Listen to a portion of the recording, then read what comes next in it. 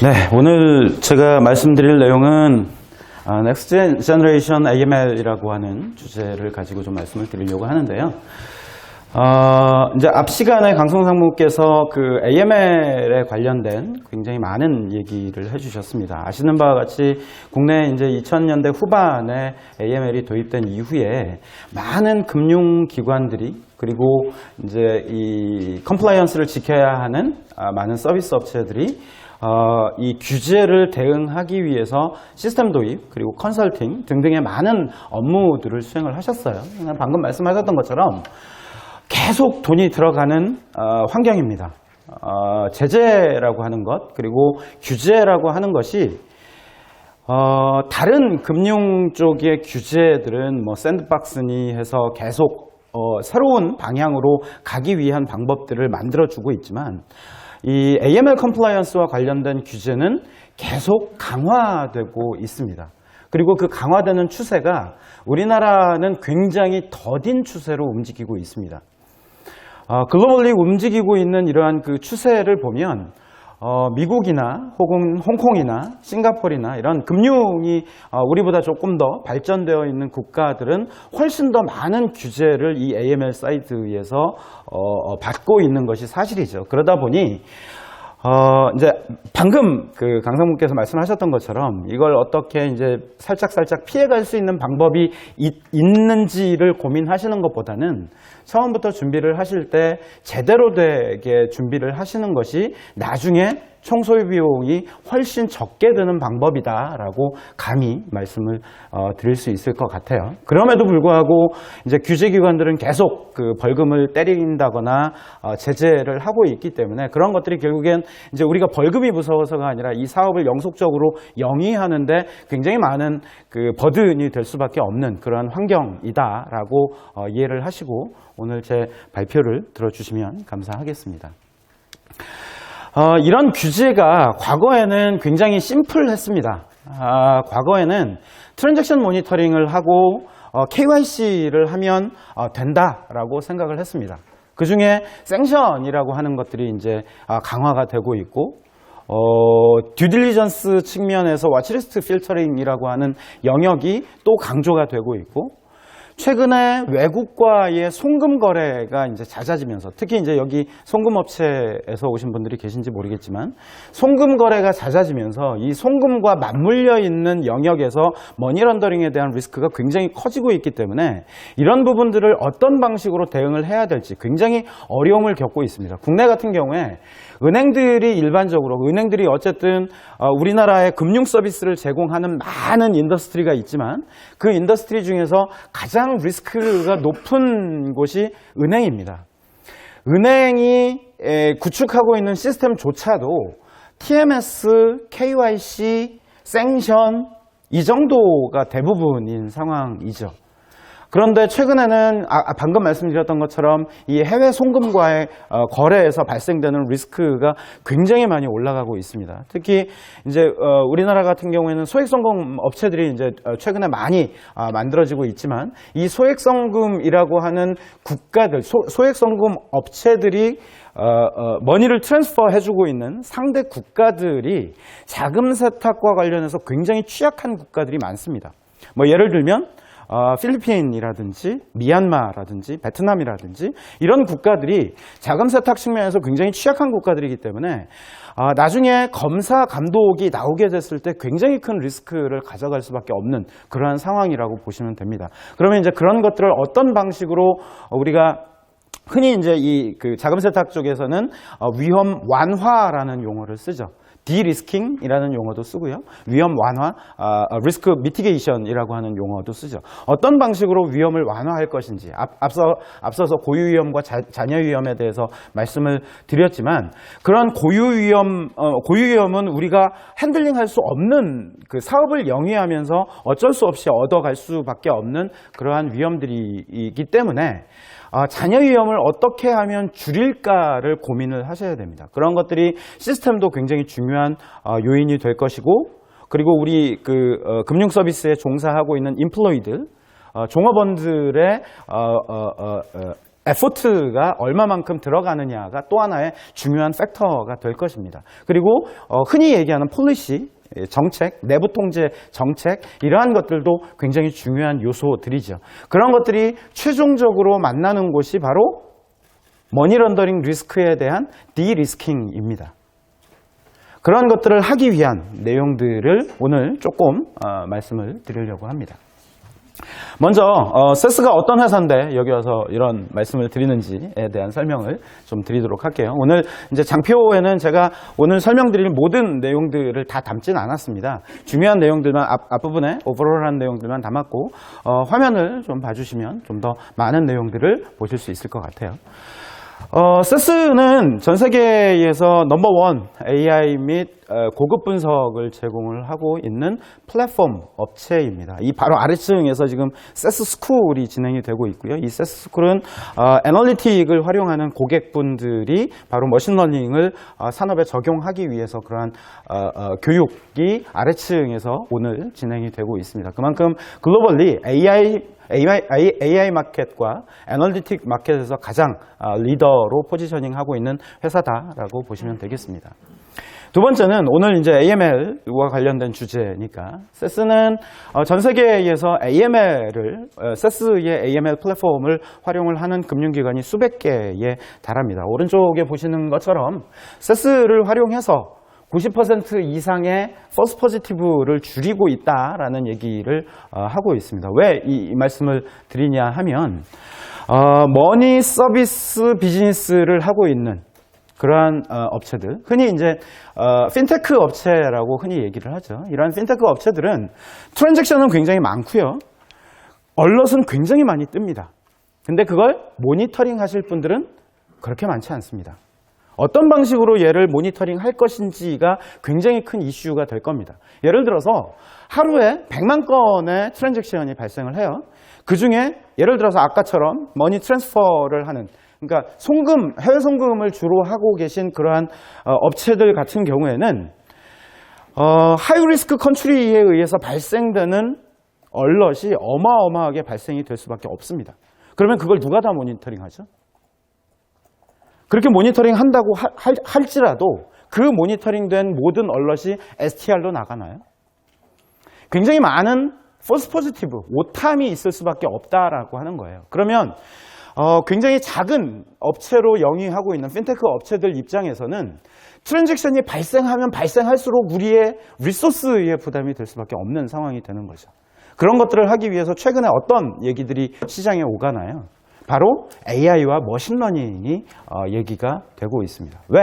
결국엔 사람의 많은 에포트가 들어가야 되는 휴먼 인텐시브한 그런 업무들을 머신러닝을 통해서 절감해보자 라고 하는 그러한 컨셉이죠. 세스가 바로 AML과 머신러닝 영역에서 리더의 위치에 있기 때문에 이런 말씀을 드릴 수가 있을 거다라고 생각을 하시면 되겠습니다. 특히나 가장 최근에 발표된 AML 마켓 조사 결과입니다.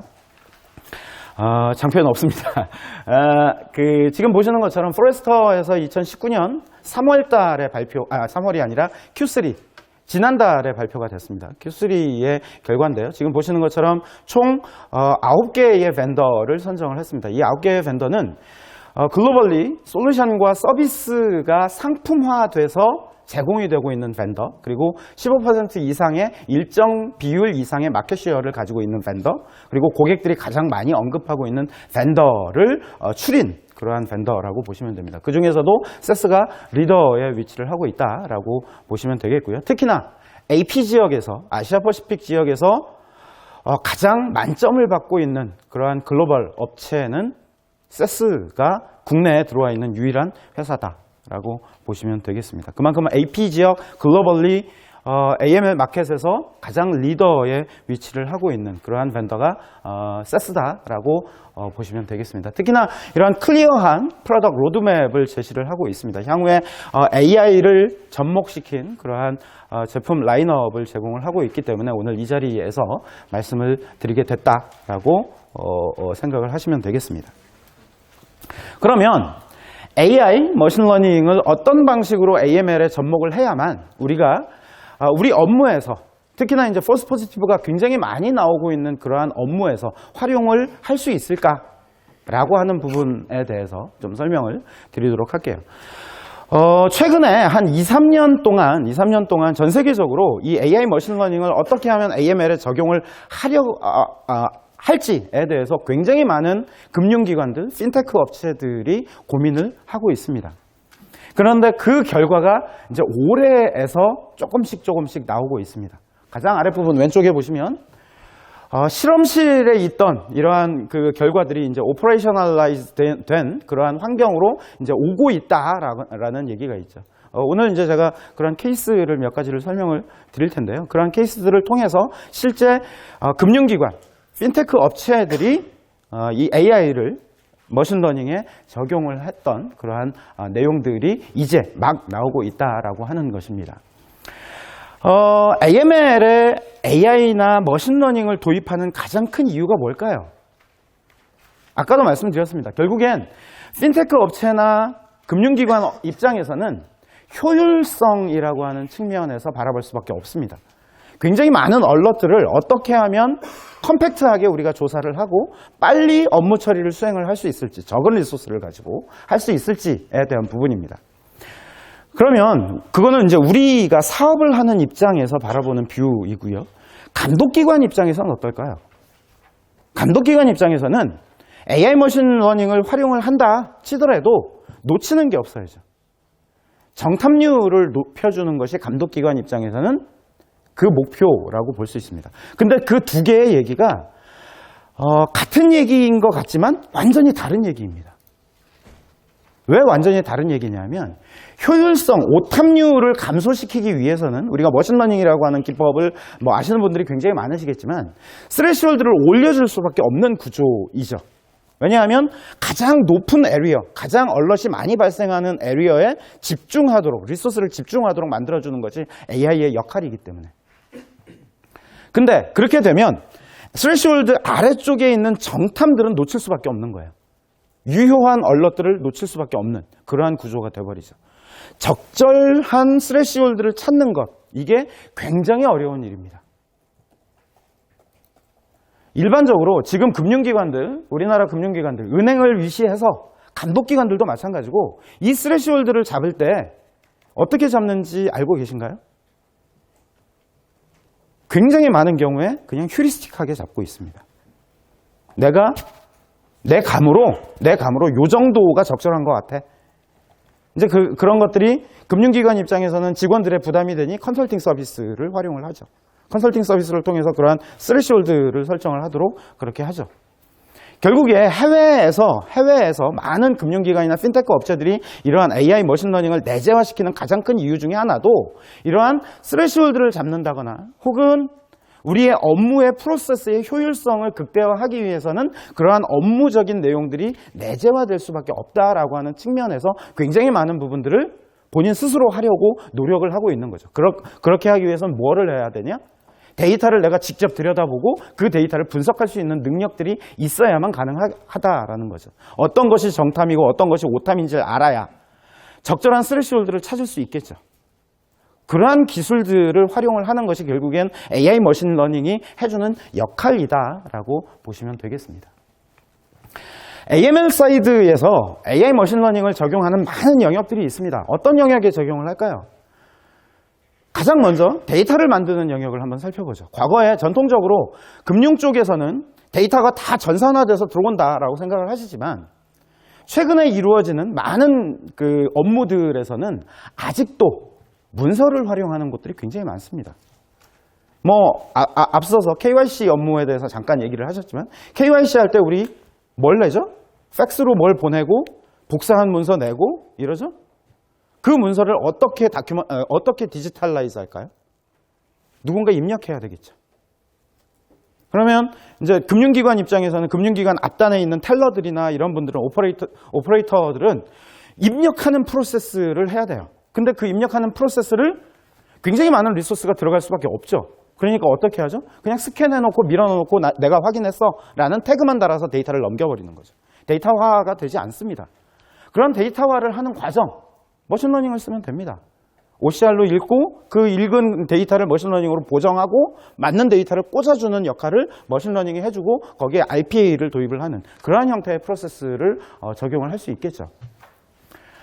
그렇게 텍스트에 대한 부분들 혹은 이미지에 대한 인식들 이러한 것들을 통해서 머신러닝을 통해서 데이터를 만들어내는 거죠.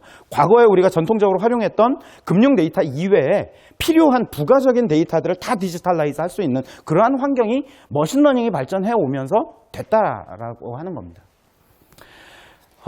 오탐과 정탐을 가리기 위해서는 여기에서 활용되는 다양한 변수들을 발굴해내야 됩니다. 여기에 오탐이나 정탐을 발견하기 위한 변수들을 찾아내는 과정, 머신러닝에서는 얘를 뭐라고 하죠? 피처 엔지니어링이라고 합니다. 이러한 과정들이 머신러닝을 통해서 어떤 변수가 오탐에 영향을 미치는지, 정탐에 영향을 미치는지를 찾죠. 시나리오를 써요. AML에서 시나리오를 써요. 시나리오를 가지고 디텍트하면 굉장히 많은 false positive가 발생을 합니다. 여기에 애널리틱을 얹어서 나온 얼럿들에 대한 스코어링을 해줘요. 그러면 어떠한 정보들이 더 높은 하이 리스크를 가지고 있는 얼럿인지를 우리가 알 수 있겠죠. 그러한 것들이 디텍션 알고리즘에서 어노멀리 디텍션이나 이벤트 디텍션이나 언스퍼바이즈드 러닝 같은 그러한 머신러닝 알고리즘을 활용을 해서 딥러닝이나 이러한 알고리즘들을 활용을 해서 사용을 하게 됩니다. 그렇게 얼럿을 조사를 합니다. 조사하는 과정에서 뭘 해야죠? 해당되는 고객이 네거티브 뉴스가 있는지 없는지, 외부 데이터 소스에서 이 사람은 어떤 행동을 하고 있는지 인베스티게이션을 하는 과정을 거치게 되죠. 인베스티게이션 할 때도 마찬가지로 외부 데이터 소스를 씁니다. 어떤 방식으로? 지금에는 별도의 스크린 열어서 살펴보는 방식으로. 그런 것들도 머신러닝을 통해서 흔히 얘기하는 네트워크 분석, 소셜 네트워크 분석 등등등등 다양한 분석 기법들이 존재합니다. 이러한 기법들을 활용을 할 수 있다라는 거죠. 아까 이제 잠깐 언급드렸던 것처럼 해외와의 송금 거래가 발생을 해요. 송금 거래는 나만 존재하나요? 애플리컨트 뱅크, 중개은행, 베네피셔리 뱅크, 베네피셔리 다양한 엔티티들이 이 거래 안에 하나의 트랜잭션 안에 존재하고 있는 거죠. 그 사람들을 어떤 식으로, 그 엔티티들을 어떤 식으로 분석을 해야 되나요? 그런 분석하는 과정, 바로 네트워크 분석이라든지 이런 과정들을 통해서 분석을 해내실 수 있습니다. 만들어진 시나리오가 얼럿이 쌓이면 이 시나리오가 적절한지를 지속적으로 튜닝하는 과정을 거쳐야죠. 그걸 흔히 이제 above the line test, below the line test, 시나리오 threshold 튜닝 같은 그러한 기법들을 합니다. 이런 튜닝을 할 때 어떻게 컨설팅을 쓰는 것이 아니라 머신러닝을 통해서 우리가 직접 수행을 하실 수 있는 그러한 환경이 이미 만들어지고 있다라고 하는 거예요. 아까 말씀드렸던 내용이죠. 규제기관이 바라보는 뷰와 금융기관, 핀테크 업체 등이 바라보는 뷰가 다르다라고 하는 부분입니다. 이러한 다른 부분들을 바로 AI 머신러닝을 어떤 방식으로 적용할 건지 굉장히 조심스럽게 우리가 진보를 하고 있다라고 하는 측면입니다. 그 관점에서 AML의 라이프 사이클이 있어요. 고객이 온보딩하고 커스터머 리스크 레이팅을 하고 CDD, EDD 프로세스를 거치고 온보딩이 되면 그 고객은 트랜잭션이 발생이 되죠. 트랜잭션이 발생이 되면 트랜잭션 모니터링을 수행을 하고 얼럿을 디텍션해서 디텍션된 얼럿을 인베스티게이션 하는 과정으로 넘어갑니다. 이러한 각각의 과정에서 머신러닝이 어떻게 쓰이고 있느냐?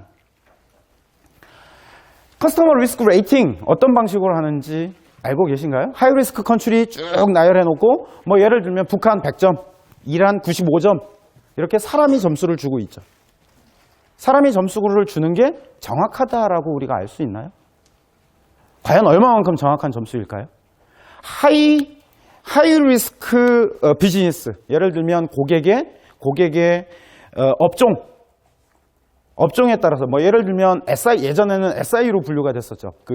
예를 들면 버추얼 커런시, 가상통화나 이런 것들이 SI나 개발업 이렇게 분류가 되어 있었죠. 그런 사업자들을 어떤 식으로 분류를 해야 하이리스크라고 만들 수 있을까?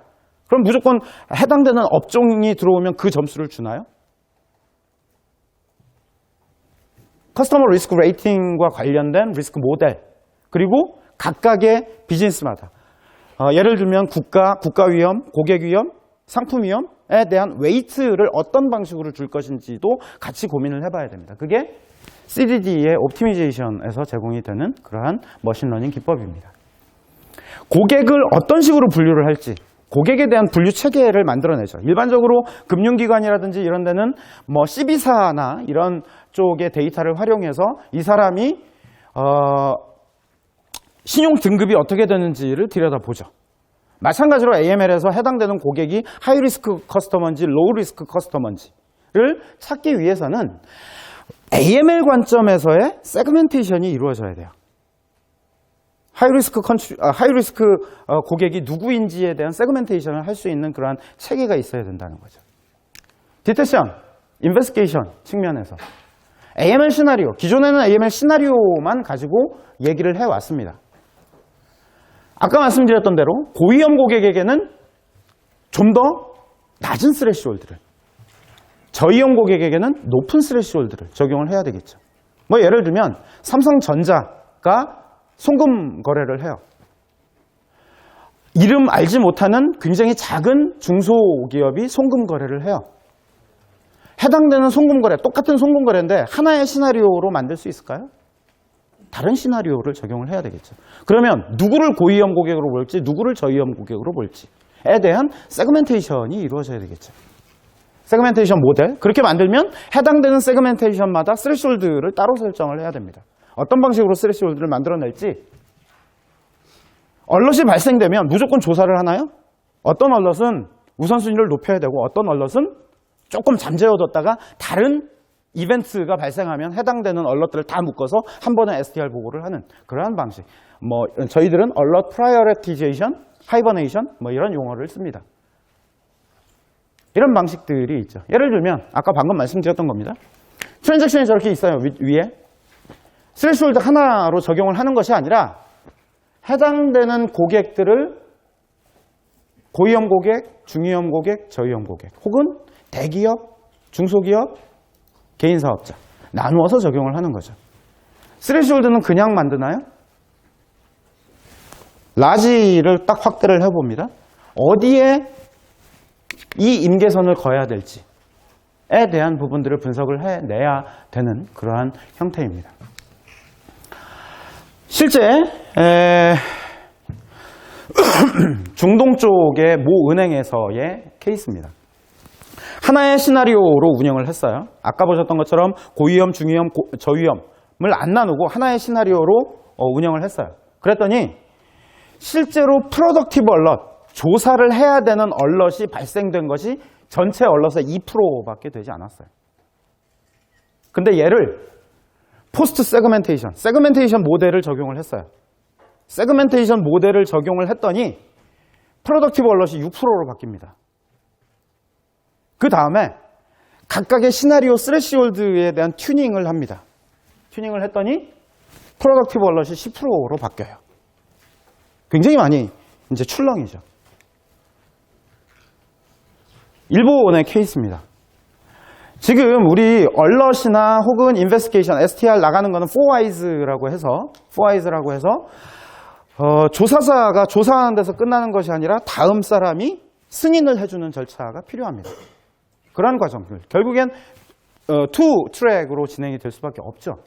AI가 앞단에서 그러한 작업들을 다 해주는 거예요. 어떤 것들이 STR로 갈지에 대해서 미리 다 걸러주는 작업을 합니다. 이게 일본의 메가뱅크 중에 하나에서 적용이 된 그러한 케이스입니다. 또 다른 은행에서는 어떤 방식으로 했냐면 이게 이제 앞서 저희 회사 소개해드릴 때 적용이 됐던 기법인데 하이버네이션 기법을 쓰는 거예요. AI를 통해서 로우 리스크 트랜잭션에 대해서는 하이버네이션을 시켜놓습니다. 하이버네이션 시켜놓으면 해당되는 엔티티에 대해서 다른 이벤트가 발생하면 하이버네이션이 깨어나서 하이리스크로 넘어오는 거예요. 이런 방식으로 이제 얼럿을 프라이어리티를 주는 그러한 방식을 쓰기도 합니다. 환거래와 관련된 얘기인데요. 환거래는 환거래라고 통칭을 하지만 머니 트랜스퍼 서비스, 펀드 트랜스퍼 서비스, 송금 업무죠. 과거에는 스위프트라고 하는 가장 금융 쪽에서 대표적으로 사용하는 스위프트를 통해서 송금 업무를 했지만 최근에는 이런 페이팔을 위시해서 뭐 머니그램, 우리나라 같은 경우에도 굉장히 많은 그 송금 업체들이 있죠. 근데 여기서의 가장 큰 문제점 중에 하나는 아까 말씀드렸던 대로 각각이 가지고 있는 엔티티에 대한 리스크가 굉장히 많이 다르다라고 하는데 기인합니다. 특히나 이 송금거래 입장에서는 계약 관계에 있는 그 벤더와 머니를 주고받을 수 있기 때문에 과연 얼마만큼의 계약 관계, 코레스폰던트 뱅킹과 관련된 그러한 계약 관계를 맺어야 하느냐에 대한 이슈도 하나 있고요. 또 하나는 스위프트 거래, 이제 전통적인 스위프트 거래 같은 경우에는 굉장히 많은 문서들을 요구하죠. 은행에서 굉장히 많은 문서들을 요구를 합니다. 그리고 그런 규제들이 AML 쪽에 활용되는 모든 규제들이 동일하게 적용이 되고 있다라는 거예요. 근데 문제는 우리가 예를 들어서 중개를 하는 서비스, 중개은행이다. 혹은 가운데 껴있는, 혹은 타발로 우리는 송금을 받는 업체이다. 송금을 받는 입장이다. 혹은 당발이라서 다른 나라로 돈을 보내는 입장이다. 할 때 해당되는 상대국에 있는 엔티티에 대한 식별을 어떤 방식으로 하고 있냐에 대한 부분이 굉장히 큰 이슈입니다. 지금 은행들도 제대로 하지 못하고 있어요. 근데 송금업체들은 주된 업무들이 그쪽에 몰려 있기 때문에 해당되는 내용에 대한 레귤레이션을 잘 살펴보셔야 됩니다. 왜냐하면 모든 송금 서비스를 할 때는 거래 상대방에게 듀딜리전스 정보를 요구할 수 있도록 되어 있어요. 듀딜리전스 정보를 요구하지만 요구하지 않는 거죠. 그러니까 이런 체계들을 만들어 가셔야 되는 부분들이 하나 존재하고 있고요. 또 하나는 어떤 방식으로 상대방에게 위험 완화 조치를 요구할 것인지를 고민을 하셔야 돼요. 그런 것들을 고민을 하면 우리가 그런 서비스를 하고 있는 우리 입장에서 거래량이라든지 거래 구조라든지 비즈니스 모델에 대해서 굉장히 많은 부분들을 고민을 하셔야 되는 그런 상황으로 내몰리게 됩니다. 상대방에 대한 실체 확인도 해야 되고요. 비즈니스 실소유자 확인도 해야 되고요. 이러한 과정들을 거치셔야 된다라는 거죠. 근데 여기에 이제 굉장히 큰 허들들이 있습니다. 상대국이 있잖아요. 상대국 같은 경우에는 우리랑 이름표기법도 다르고 주소표기법도 다르고 그 나라에서 쓰고 있는 어떤 개인정보에 대한 식별 체계도 달라요. 각각의 국가들마다 그런 체계들이 다르고 있죠. 데이터 품질도 다 달라요. 고객 정보들을 제대로 컬렉션하고 있는 그런 벤더들도 있고 못하고 있는 데도 있는 거죠. 그렇기 때문에 더더군다나 분석이 필요하게 되는 거죠. 예를 들면 메시지 안에 통으로 들어와요. 데이터가 통으로 들어오면 얘를 어떤 방식으로 분리해서 활용을 할 것인지 어떤 엔티티가 이 안에 숨어 있는지 그러한 것들을 찾아내는 과정들을 거쳐야 된다는 거죠. 일반적으로 우리가 이제 이 영역에서는 생션이라든지 워치리스트를 주로 보게 되는데 그렇게 되면 외부 데이터 소스를 활용한 상용 리스트뿐만이 아니라 내부적으로 블랙리스트를 지속적으로 관리를 한다든가 혹은 화이트리스트를 관리하는 그런 프로세스도 만들어야 되는 부분들이 있습니다. 근데 여기서 이제 굉장히 큰 이슈 중에 하나는 오탐이 어마어마하게 많다는 거죠. 1000건 발생하면 999건이 오탐일 가능성이 높다라는 거죠. 그렇지만 그걸 인베스티게이션 안 할 수가 없죠. 아까 드렸던 말씀 드립니다. 다 드렸던 말씀이에요. 메시지 유형마다 데이터들이 다 분산되어 있죠. 예를 들면 뭐 이제 은행 같은 경우에는 스위프트를 쓰죠. 스위프트 같은 경우에는 송금을 하기 위해서 MT202 메시지로 송금을 해요. 근데 해당되는 정보를 199를 통해서 이게 이제 어떤 송금이다라고 하는 인스트루멘탈을 보내요. 또 다른 메시지를 통해서 또 다른 정보를 보내요. 여러 개의 메시지를 쓸 수밖에 없거든요. 정보들이 분산되어 있다라는 거죠. 그 정보들이 분산되어 있는 것들을 맥락에 맞게 다시 찾아내서 정리하는 그러한 프로세스를 또 거쳐야 된다라고 하는 거죠. 송금하는 벤더, 송금하는 개인, 해외 당사자가 쉘 컴퍼니나 뭐 페이퍼 컴퍼니나 혹은 뭐 네스티드 어카운트, 이제 다른 어카운트를 이렇게 싸고 있는 그러한 형태의 어카운트는 아닌지도 식별해 내셔야 됩니다. 쉘 컴퍼니는 당연히 감지를 해야 되고요. 굉장히 어려운 것 중에 하나는 유턴 거래라고 하는 것도 있어요. 유턴 거래를 또 감지를 해내셔야 돼요. 돈이 다시 돌아서 우리한테 들어오는 그러한 거래들. 이런 거래들은 또 여기서 이제 어려운 것 중에 하나는 이런 거래들이 금융기관 같은 경우에는 무역금융과 엮여 있다는 거죠. 무역금융과 엮여 있기 때문에 무역금융에서 구스를 트래킹하는 그러한 과정과 머니를 트래킹하는 과정이 같이 움직여야 되는 그런 어려움들이 있습니다. 이거는 은행들이 가지고 있는 굉장히 큰 이슈 중에 하나예요. 이런 것들을 하기 위해서 뭐 KYCC도 하고 파티에 대한 식별도 하고 배슬에 대한 트래킹도 하고 굉장히 많은 업무들을 수행을 하죠. 여기에서는 특히나 문서가 굉장히 많이 쓰여요. 인보이스라든지 LC라든지 일반적인 다큐먼트들이 쓰이죠. 이러한 다큐먼트들을 어떤 방식으로 컬렉션할지 그러한 것들을 묶어서 디리스킹을 하는 그러한 과정들이 이제 AI나 머신러닝을 통해서 제공이 될 수 있다라고 하는 그러한 얘기들입니다.